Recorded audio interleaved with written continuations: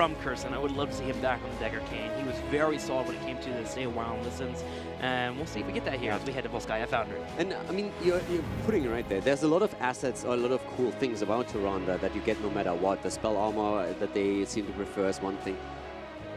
It just, and she's still incredibly powerful. It just feels that for them, she doesn't work out the way you want Tyrande to work out normally. She still adds a lot, but I think that on other supports, it might be better for them. Might be completely wrong here. It's just the impression that I got of the last couple, or let's say the last 2 weeks, and especially with yesterday's games in mind too. But I think for Method, this is a big test now. If you lose game 1 after you finally got a Medivh composition in that fashion, how do you recover mentally from that? They had a great swing of momentum yesterday in their favor. Coming into there saying, okay guys, let's try this. They get Medivh in the first game, and completely shut down.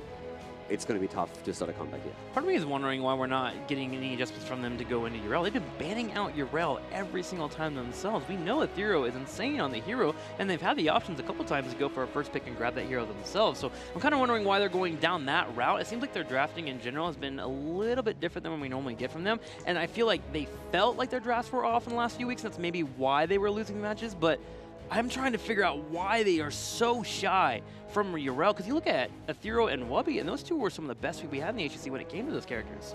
They played a ton with Yrel, so the question is definitely a valid one. It just feels that I get the impression that they don't see Yrel as a first pick for themselves, where they feel other heroes, let's say the tank, for example, being it Diablo or being it Mirrodin, is a higher priority for them. But they still don't want to give Yrel over to their opponent. That's the impression that I got so far. Every single time, because oftentimes they found themselves into a first pick position, and whenever they are first pick, it just feels that they are saying, yes, Yrel is great, but she's not first pick material for us. And once you answer that question against her, you still don't want to give it to their opponent. So that's how I currently try to explain it, but at the same time I agree with you. I feel it's a bit weird that they are, even when they are in a situation where they have, for example, second pick and they could go for Yrel, they still don't make the move. Because you can't get rid of the Genji ban. So if you take away your Yrel ban that you're using all the time, suddenly you get slotted in that Tyrande. If you're so afraid of her, you believe that she is that strong, and now suddenly we can build out our 1 to 3 in the rotation and be able to have a solid foundation. That's why I want to see that adjustment from them, because it feels like that Yrel is taking away an instrumental ban from them and hurting so much. But you already brought up the point that they feel like it can't be their first pick. They have to adjust somehow. They've been focusing heavily on those front lines, but it just isn't paying off for them. So going into game number 2, I'd like to see that adjustment somehow. I also would like them to adjust maybe a bit more towards their opponent in general, because I mean, again, it's game 1, right? But Maiev is a big pick. Now we have Volskaya, for example, coming up. Take Maiev for yourself, but don't give it to Blake Kidney. I don't want Volskaya. It's a great map for Maiev. We've seen how much value she can get there. So I would be very weary of giving my opponent a hero that is a comfort pick that they excel with and that fits very well into their compositional playstyle. So try and eliminate that. That could be through a ban, it could be through a pick, but no matter how you address it, try to address not only what you perceive as meta strong and what you are uncomfortable against, but also look to what does my opponent want to play. And leftovers, they have that like niche that they really like to play. They love to play around the Maiev. They're oftentimes looking towards the Garrosh plays, or the Diablo. You kind of know what kind of route they're usually taking to a victory. So try and eliminate a couple of those choices. Going into Volskaya Foundry, some other heroes that we start thinking about too. They have showed off Sergeant Hammer. We can have Sergeant Hammer come in for a method if they want to play that here. We've also had it for DAB. But someone else that I'm kind of keeping my eye out for is Chromie. Chromie has recently had a solid amount of buffs. Granted, you do lose out on your late game scaling that we had in our old rework, but her early game is pretty easy to stack now thanks to the Protector being able to clear that up, but also that Dragon's Breath. If you're able to connect it, if you find a Mirrodin or perhaps a Garrosh with a Mount Furion setup and you lock down someone, she actually puts out some decent damage, and I could see someone like ADRD bringing Chromie back. I feel before we see Chromie, we see Junkrat again. Yeah. Because I feel he, especially on the map overall. He has the displacement alone is just a nuisance, and you have great control over a lot of the mercenary points and the item points too. That's especially important when you're looking towards the first Protector phase, when you are eyeing the Biotic Emitter and you eye the Robot Camp. And if you have a Junkrat in your team, then you own that space, right? So it's so much easier, especially if you have good frontliners or a good side laner that can also create the space there. You can be the team that makes the play for the Biotic Emitter, and then you head into the first objective with a really good advantage because you have that extra sustain. So I think Chromie might come in if a lot of the other options are banned out, but I think there are better picks currently in the meta that just help with overall synergy more. Now, talking about Method in the past, we've also seen them play with a little bit of Tassadar. Is there any way that we could have double support, especially on this battleground, where we've seen it from a few teams like Dignitas maybe coming out, putting Nick on someone important like Sergeant Hammer, maybe even a Vala coming out with a double support? Could that be an option for Method? Personally, I don't really like it too much. I feel on this map, not necessarily. If you're bringing in Tassadar in these days with the double support, you're also looking towards the wave clear. And I think here you don't need it as much because the objective spawns right at the lane. So normally you can naturally push that lane out. You're not looking at quick rotations towards other lanes as much as you would do on other maps. More so than Tassadar, I am wondering if at any point with the hammer being picked up, we might actually see that Zarya coming into play again. I thought that was an interesting touch yesterday. So far it hasn't played a role. Might not throughout the entire series, but it was a pretty cool and interesting move from ADRD's perspective. One hero that I'm trying to still wrap my brain around, and one that we've seen a couple of times from Method now, is Mephisto. We actually saw Mephisto on this battleground yesterday by ADRD, so perhaps we'll get him here. He's able to control that point pretty darn well, and that cooldown reduction as displayed by ADRD. If you're able to get those auto techs in with Hatred, you just constantly have Lightning Novas coming out. Well, this is a good map for Mephisto too. This is definitely one where we could see ADRD make that play again. I think now we're going to see a ban potentially on the tank. So the question is again, oh, Abathur. Duh. It's actually a brain fart on my end. Abathur obviously not really banned out yet. I mean, to be fair, they did leave Medivh out in game number 1. If anyone were to do it, leftovers. Okay, there's that early Maiev.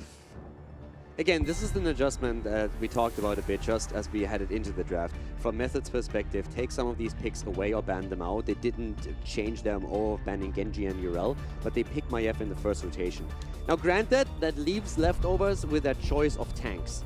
So they can get whatever for the front line here, but there's still enough alternatives out there that Method will get a good tank for themselves too, and eliminating Maiev here is, I think, worth the risk. I'm surprised for the Garrosh. Granted, I know the strengths of Garrosh around the control point, you can force his combos, but I would love to see a Diablo taken away here. As Method displayed Maiev with Diablo combined, that's where we saw the Mephisto come out later. The idea is that you just get these full-on engage you completely have, you create a lot of space for Mephisto to be able to play as he would like. But at the same time, it is Mopsio with Garrosh, and it is a character that he has come back to time and time again. And when he feels comfortable in that character, it definitely shows. Linked also with the zone control now for them. And here's the Mephisto, as expected. ADRD going into Mephisto again, loves to play the hero, especially on the map here. And Thrall again, on the offlane. Diablo ban, Wise. These 3 heroes were actually in the match yesterday.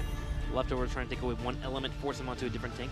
Brings us back to Murden right away, doesn't it? Murden, yeah. I am a little bit worried with the Murden that we saw yesterday from Bad Benny, missing out on some really aggressive engages, not quite landing the Stormbolts. Yeah, a lot of zoning Stormbolts. A lot of zoning Stormbolts, which might not be so strong against leftovers. Controlling the space. Controlling the space. Limiting the movement. The movement options.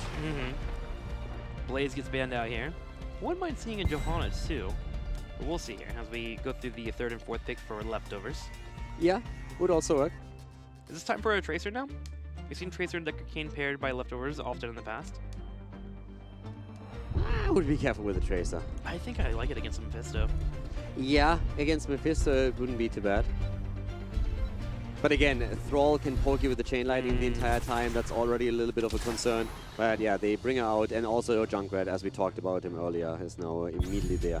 A lot of displacement. I feel when we're talking about the biotic emitter, they definitely have the upper hand at this point. And leftovers love the early mercenary camps. Yeah. They are one of the quickest teams to make sure when they clear out a wave, they instantly beeline for a turret, for a protector point. We see it on BOE all the time. They love merc camps. Jimmy again, some auto attacker to also control Tracer even more so, considering that Thrall is already attempting to poke her with the chain lightning. Tyrael Whitemane. Okay, bit old school here with that Tyrael Maiev combo that we saw coming out when Maiev was introduced to the game, trying to get the sanctification around the cage. Tyrael always worries me. Tyrael is one of these do-or-dies. Yeah, and there's a decent amount of interrupts. Ooh, Arthur's coming out for the 5th pick for the leftovers. See it a little bit more often. And A really likes to play their Arthurs, but they play in a main tank position quite a lot. Europe has always dabbled a little bit in that off-lane Arthurs, and he can be absolutely fantastic. The cool thing that he also adds, you have another lockdown for Mephisto's Shades whenever he's trying to throw that out. You know exactly where he comes out, and you can just simply move past the Shade and go exactly for the spot where he's going to respawn a second later, and then try and lock him down with that. And if then you have a follow-up through either Junkrat or Tracer, that's a dead hero right there. So ADR needs to be careful. I like it. With the Icebound Fortitude, you can ensure that you're going to be there without taking too much damage and also too much CC coming your way. That's actually a really clever way to deal with the Mephisto. So looking into these drafts here, I think the Tyrael is what frightens me the most. It's just going to depend on how bad Benny plays it here. But overall, both drafts looking pretty solid. The thing that kind of tips me over the top here, DAB on Tracer. I will never go against him ever anymore. There was one game in particular where I thought he would just completely feed, and he carried. So ever since then, I'm always in his side of the camp. I don't remember the series name. It was a BOE game, right? It was like Hanzo Thrall, and he was like going into it, and I was like, and there was like double front line for protection. I'm like, there's no way, and he just destroyed that match, so I'm always going to vote for him. It was also the BOE game that they played against Dignitas, which really impressed me. Yeah. Where he just zoned out Hammer the entire time, got kills there, got kills against Li Ming, I think it was back then. Stupid. It was absolutely crazy. Game 2. Coming up in this series, into the left side, the leftovers with a linked on a Deckard Kane, the 1-0 lead for the blue team with Junkrat played by Blake Kidney.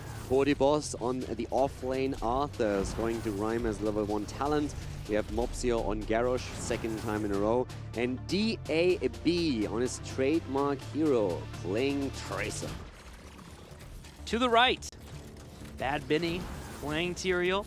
Curson will be on Whitemane, Nick on Maiev, Ethereal on Thrall, and ADRD here to show us some hatred with Mephisto.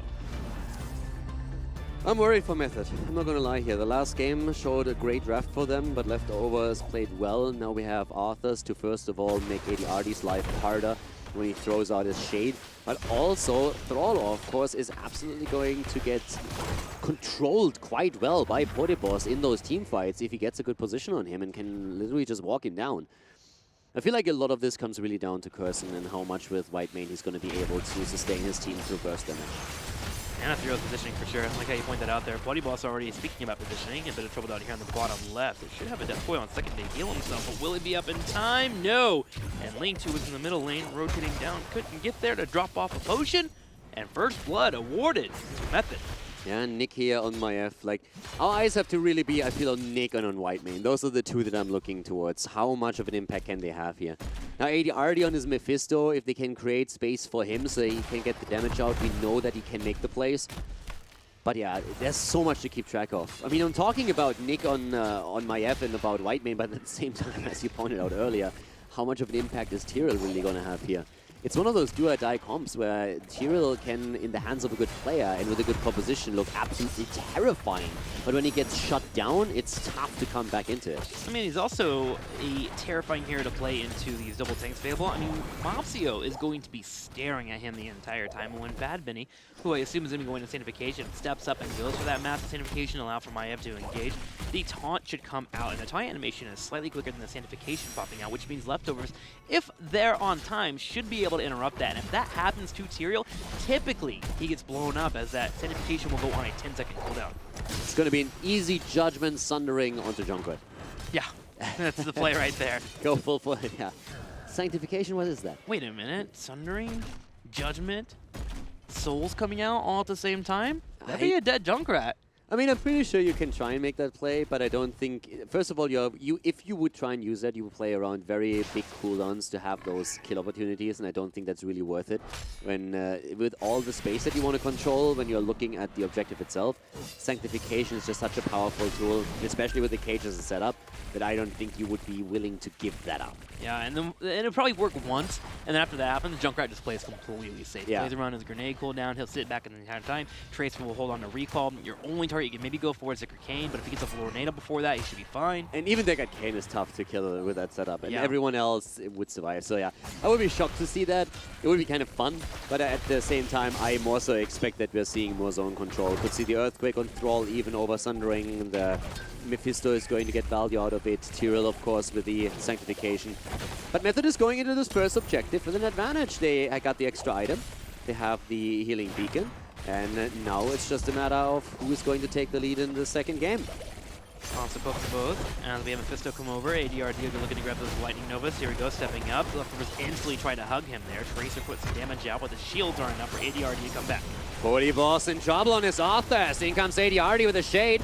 Lockdown attempts against Ben in particular, and he goes down. Wants to counter kill though against Mopsio, and they get it. 1-for-1 trade with now the Biotic Emitter on the ground to sustain Method through that first fight, and they are starting to take the lead on the objective progress. Solid trade value there from Bad Benny. He'll be back in a couple of seconds and head straight to the point, but as mentioned, Method is now starting to take a lead, 17% to 0, while Leftovers try to take it back while they grab the turret to the bottom right. And the thing about this too is if Leftovers don't head over to their turret soon, Method will have the opportunity to also potentially go for an invade or fully commit to the idea of taking this point. Yeah, invade would shock me a little bit, at least for the time being, but they could actually try and get 40 balls here. Thrall goes down again. DAB finding the kill here. Ethereal Angel dying as Tracer. I mean, screw DAB. This guy is insane. Seriously, like, he finds always kills every time. DAB is the nightmare of any observer out there. Yeah, you see him just blink once and you're like, oh, he's not going to kill a Thrall. There's no way he's near a turret. He can't get that kill. And DAB says, no, he is 2 pixels over to the left that he needs to be right now. He's dead. Production, we need a cam. We need a Tracer cam. Tracer cam. DAB cam. Just constantly on him the entire time. We just need a Tracer cam. There's no other solution. This is the only play that we can make. Leftovers find themselves with a lead thanks to that kill as they grab the control point at 67% to 47. Method, however, now finally has all 5 back. Junkrat will take some time to push in the top lane, but Leftovers is about to converge on the middle point here soon, just waiting for Junkrat to rotate over while Mephisto works on clearing the top. Oh no, Mephisto comes back to the middle. He knows that he has to fight here. Yeah, they're going for this one. Already, Bad Benny trying to move on to the point. Here comes the shade. Mephisto throwing that out with a Lightning Nova. And he has Arthas. As we said before, he's always waiting for him to pop back in and then uses the root. Turret play already in. ADRD with another Lightning Nova. Benny in trouble. The bomb comes out. He goes down. The tether is in though. And he tries to get some explosion value. Finds it against Mopsio, but it's not enough to secure a kill. Mopsio trying to stay alive though. Link needs to pop out those potions as much as he can here. Nick is throwing back, throwing the second time too. Nick finally down. Leftovers. Low on health but fully alive. Chasing members back as Method has to run back to the middle fort. And here's the issue. Leftovers during this entire engagement has cleared out 2 waves of experience that Method could not soak. They got multiple kills and they're looking to grab this point and take over the Protector, which will put them over 10 and they're going to jump up in experience. Yeah, they are going to absolutely dominate with that first Protector. Having not only the Protector, but also level 10 abilities at the same time is an absolute disaster for Method right now. And how do you play around that? Already heavy pressure here in the middle. We're seeing Arthas at the bot lane. We're having the Soul towards the top through Junkrat.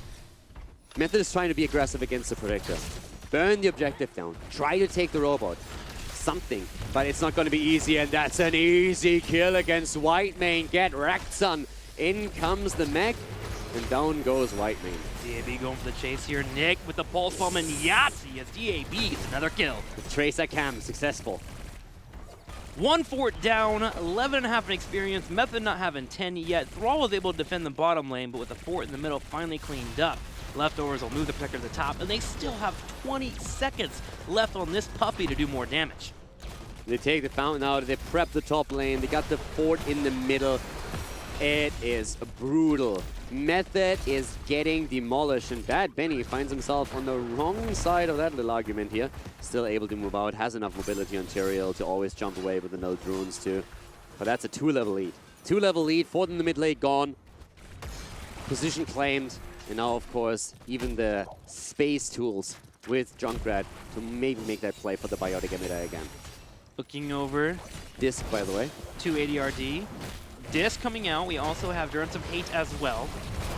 So looking to get a quick 5v4 and take out a target. Walk down one. Sank. Mopsio. Barely gets out. Mopsio gets out. Every ult is being popped here. In the back line, Cody Boss are trying to go for it. A triple Howling Blast. Arthur's doing work. Benny, again, low. Needs to be cautious here, but he falls. Tries to get the value with the explosion against Mopsio. Finds it, but it's again not enough to get a kill. It's 2, it's 3, it's 4. They're all going down here. They go for ADRD, and that's going to be a team wipe as Mopsio and friends just show no mercy here. Method gets wiped, and the Leftovers have taken full control of the game. A 2.5 level lead, a talent advantage. They go for the items. It's a disaster. Oh my rip tire. Tyrael gets cleaned up in the bottom, and Method tried to salvage the fight by grouping up and focusing one target. They were looking at Garrosh, but Junkrat held on the rip tire for the entire duration of that fight, popped it out the last second, hitting 4 members, and that was the end of the team fight for Method. Leftovers cleaning up everyone, and now taking everything on the map. Support camps, turrets being picked up, looking to even start pushing in at a 4 on the bottom. They have everything they could dream of to win this game. It's so far it has been. I mean, we're looking at 11 kills against 2. And this is absolutely insane. That's Benny. Okay. Benny getting a little bit unlucky there. That didn't really happen. I mean, no consequences in that, but yeah, it's just adding insult to injury here. They got a turret. Garrosh is coming over here. Druin just came out. Looking at Mopsio, DAB poking where he can. Massive taunt to connect. Lornado to separate them. Mopsio trying to retreat away. Curson comes in, gets a pulse bomb, and there's a parting gift too. It's Christmas. They're going in. Down goes Whitemane. They want more. Link is low. Finally killed for Method. But Ethereal falls, and he's not the only one. Mephisto is biting the dust. So is Maiev. Bad Benny is on the run. Might barely escape here. Ladies and gentlemen, if you have children watching, make sure that you shield their eyes and send them to the room, because this is a bloodbath. This is a pretty destructive game here for Leftovers. 15 kills to 5. Method able to save Tyrael in that last team fight, but they will not be able to save the support in the top lane. And guess what? We're only at the 2nd control point in the game, and Leftovers has a 4-level lead, Caldor. Method is getting a ruffle stomp here. It's honestly brutal to watch. Leftovers is absolutely walking over them, not respecting them whatsoever. It's the DAB show when it comes to the isolation kills the entire time. Mopsio just doesn't die. Gets taunts off that are out of this world, and Method has just at some point said, okay boys, YOLO. Game plan from here on out is just go full YOLO, try to somehow win the fights, play around our AoE tools, and just try to win these team fights. But now they're finding themselves in a few seconds 2 talents behind. 2! 10 minutes into the game. They're hoping for a big surprise here to get a 5v4, even with the 2 talents down. Garrosh seeps on by. Ethereal waiting for a target. Kane would be the one that he would want to jump on. He sees Link. Bunny Bus comes around from the side, but DAB's already got some decent damage out. Yeah, Method is already looking for the Christmas present here, but Sana is just simply saying, boys, I am good, but I'm not that good. Curson is again isolated. He's not even the first one to die. Mephisto is body before that happens. Nick also dying as Portibos literally just runs him down with Arthas, and the flank is already on the way. Portibos on the move, gets slowed down for a second. Benny moves out as we see Leftovers going again for the objectives here. In the meantime, Blickitne is the sad one that has to stay up at the top and can't fight with the rest of the team. And that is 18 kills against 3. 11 minutes into the game. We have basically 2 kills per minute here. Leftovers maybe trying to get another pick on Bad Benny here, but now setting up for a big push in the top right lane. We're going to have the Protector coming out, and they can definitely make a play for the keep. If they can find a kill or 2, they can certainly go for core. Leftovers already grouping up, and Method setting up for a miracle defense. They need to find a kill. They gotta land a containment disc. They've been going for Arthas and then try to blow someone up, but they have had such a difficult time doing that. Leftovers is on their way to just destroy. 4-level lead. This is... It's tough. If you're a Method fan, this is not a game that you are going to be happy with. They are just getting destroyed here. Leftovers move in.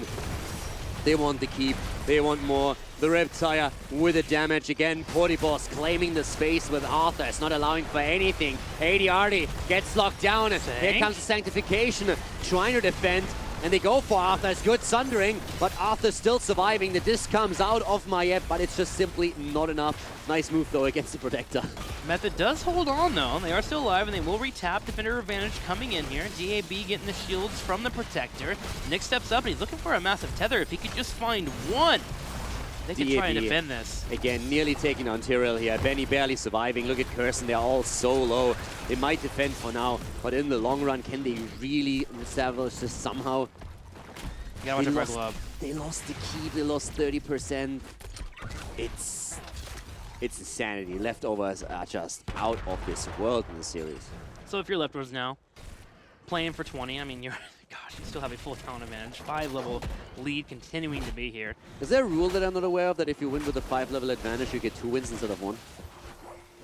No, there isn't, but there should be. There should be. 2019, new rule coming in. Nick finds a tether on Pody Boss, and Method's going to keep up with his full aggression all in. They just have to. This is all they can do right now. Try to force fights, try to find one pick. Yeah. Mopsio ready for it, though. Another taunt comes out. Boom, White Wing's done. Pody Boss tossed in straight on top of ADRD. ADRD, please get off me! But Thrall picked off in the top left. The Riptide to the face, and then the kills against Thrall and Mephisto. And this is just Leftover saying, okay, boys, we're done with this. 4-level lead, 21 kills against 3, not even quick matches that one-sided these days. Very brutal, showing just how much Leftovers have grown, but also at the same time where Method has fallen apart as a team, not fully being able to pull it off here. This front line as Tyrael just isn't enough against the double warrior for the Leftovers, and now Leftovers going for the killing blow as they focus the core. It drops down to 30, 20, and 10, and eventually down to 0. Leftovers in the playoffs go up 2-0 over Method. Wow. Yikes. That's a yikes for me. Yeah. That hurt. They just got spanked. I mean, Junkrat was hitting 3 to 4 man tires in every fight. Absolutely destructive. Beautiful control there by Leftovers, showing their teamwork and individual skill. Look at DAB, 10 kills. 10 kills! Yeah. Just him alone, everywhere on the map. I feel like I have no more words. It's like they just got chewed out completely. Is it weird that I'm already considering this a loss for Method? No. And I'm excited for tomorrow with Leftovers Fnatic? Is that rude to say? I don't think that's rude after that game. I mean, I would be amazed and positively surprised. I would be like a huge fan of a comeback here.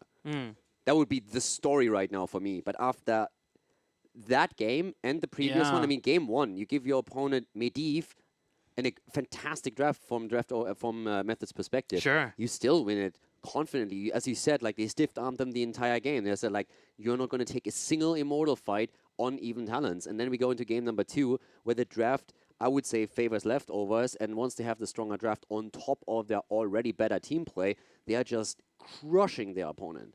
Like, literally just stomping them into the ground. And there's nothing Method can do. They're just sitting there taking it, and they're getting destroyed in every single fight, in every single encounter. Being it a 5 versus 5, a 1 versus 1, DAB finding solo kills. They get cleaned up after every single engage. So the way this is currently going, anything but a 3-0 from Leftovers' perspective would be amazing. If Method can at least win one game here, it would be great. But after that, I'm not quite sure I believe that anymore. Well, let's take a break and allow Method some time to cool off here and see if they can come back for game number 3 and maybe start getting a win or even a comeback. We'll be right back with game number 3.